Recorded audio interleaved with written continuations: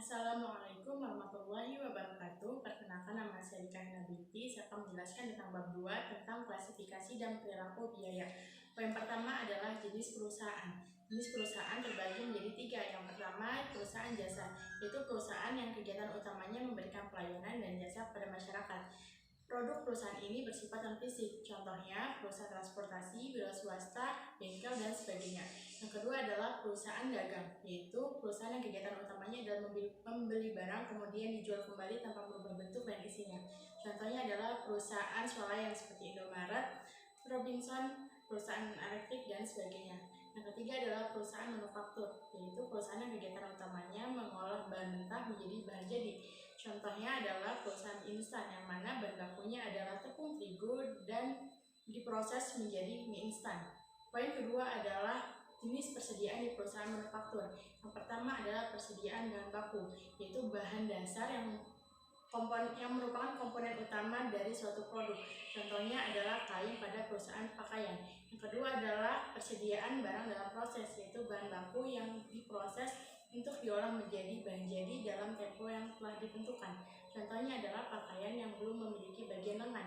Yang ketiga adalah persediaan barang jadi, yaitu bahan baku yang telah diproses dan menjadi barang jadi, barang siap pakai dan siap dipasarkan kepada masyarakat. Contohnya adalah pakaian berupa kemeja, kaos, dan celana. Assalamualaikum warahmatullahi wabarakatuh. Nama saya Prihatin Suciati Akifuri dari kelompok 2. Di sini saya akan menjelaskan mengenai jenis dan pengelompokan biaya dalam perusahaan manufaktur. Dalam perusahaan manufaktur, jenis dan pengelompokan biaya berbeda dengan perusahaan jasa dan perusahaan dagang. Berikut adalah jenis dan pengelompokan biaya dalam perusahaan manufaktur berdasarkan spesifikasi kegunaannya. Yang pertama, biaya bahan baku, yaitu biaya yang dikeluarkan untuk membeli bahan baku yang digunakan untuk menghasilkan suatu produk tertentu. Yang kedua, biaya tenaga kerja langsung, yaitu biaya yang dikeluarkan untuk membayar para pekerja yang terlibat secara langsung dalam proses produksi. Yang ketiga, biaya overhead, yaitu biaya-biaya yang dikeluarkan selain biaya bahan baku dan biaya tenaga kerja langsung. Dalam biaya overhead terdapat beberapa jenis biaya. Yang pertama, biaya bahan penolong atau bahan tidak langsung, yaitu biaya-biaya yang dikeluarkan untuk bahan tambahan yang dibutuhkan untuk menghasilkan suatu produk tertentu. B.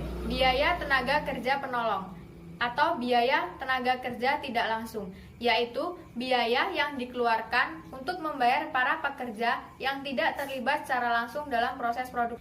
C. Biaya pabrikasi lain, yaitu biaya-biaya yang dikeluarkan selain biaya bahan penolong dan biaya tenaga kerja tidak langsung. Yang keempat, biaya pemasaran, yaitu biaya yang dikeluarkan oleh perusahaan untuk mendistribusikan barang dagangannya hingga sampai kepada tangan konsumen. Yang kelima, biaya administrasi dan umum. Biaya administrasi dan umum adalah biaya-biaya yang dikeluarkan untuk keperluan kantor. Setelah biaya-biaya yang telah disebutkan tadi, biaya-biaya tersebut dikelompokkan menjadi 2 kelompok besar. Yang pertama, biaya produksi meliputi 1. Biaya bahan baku langsung, 2. Biaya tenaga kerja langsung, 3. Biaya overhead. Yang kedua, biaya operasi yang meliputi 1. Biaya pemasaran, 2. Biaya administrasi dan umum. Nama saya Beren Araneta, saya akan menjelaskan tentang arus biaya. Arus biaya adalah gabungan dari biaya bahan baku, biaya tenaga kerja langsung, dan biaya overhead yang akan membentuk jadi biaya produksi. Jika komponen biaya tersebut masing-masing belum mencakup 100% dari kebutuhan biaya produksi per unit outputnya, maka gabungan tersebut membentuk persediaan barang dalam proses. Dan jika sudah mencapai 100% dari elemen-elemen tersebut, maka membentuk barang jadi. Perilaku biaya itu dibedakan menjadi 3. Yang pertama ada biaya variabel, yang kedua ada biaya tetap, dan yang ketiga ada biaya semi variabel. Biaya variabel adalah biaya yang akan selalu berfluktuasi sejalan dengan perubahan aktivitas perusahaan. Kedua ada biaya tetap. Biaya tetap adalah biaya yang relatif akan berubah walaupun terjadi perubahan tingkat aktivitas dalam batas waktu tertentu. Perkenalkan, nama saya Arjun Pratama. Di sini saya akan melanjutkan penjelasan yang sudah dijelaskan oleh rekan saya yaitu Berlin. Nah, di sini saya akan menjelaskan tentang biaya semi variabel. Nah, jenis biaya ini sendiri mengandung komponen, variabel, dan sebagian lagi mengandung sifat tetap. Contohnya itu seperti biaya listrik, air, dan telepon. Selanjutnya, tenaga kerja langsung, yaitu orang yang terlibat langsung dalam suatu proses produksi, yaitu proses pembuatan produk perusahaan. Biaya tenaga kerja tidak langsung. Nah, biaya tenaga kerja tidak langsung ini sendiri adalah biaya tenaga kerja yang tidak ikut membantu dalam proses produksi, tapi mereka hanya menjaga keamanan sekitar. Nah, contohnya itu seperti security. Selanjutnya yaitu biaya overhead. Yaitu biaya produksi di luar biaya bahan baku langsung dan tenaga kerja langsung. Dalam biaya ini mencakup biaya bahan penolong, biaya tenaga kerja tidak langsung, dan biaya pabrikasi lainnya. Biaya pemasaran yaitu biaya yang dikeluarkan perusahaan berkaitan dengan upaya mendistribusikan produk perusahaan sejak dari gudang hingga sampai ke tangan konsumen. Dalam upaya mendistribusikan produk perusahaan ini dibutuhkan sebagai biaya seperti gaji staf, administrasi kantor pemasaran, biaya listrik kantor pemasaran, dan sebagainya. Selanjutnya itu ialah biaya bahan penolong. Nah, biaya bahan penolong ini sendiri merupakan barang yang dimanfaatkan dalam proses produksi, namun bukan merupakan bagian dari bahan baku utama untuk produk yang dihasilkan. Nah, contohnya itu seperti toko roti. Nah, di mana dia harus memperhatikan biaya bahan baku langsung dan tidak langsung. Nah, seperti yang langsung itu terigu, telur, gula, dan bahan lainnya.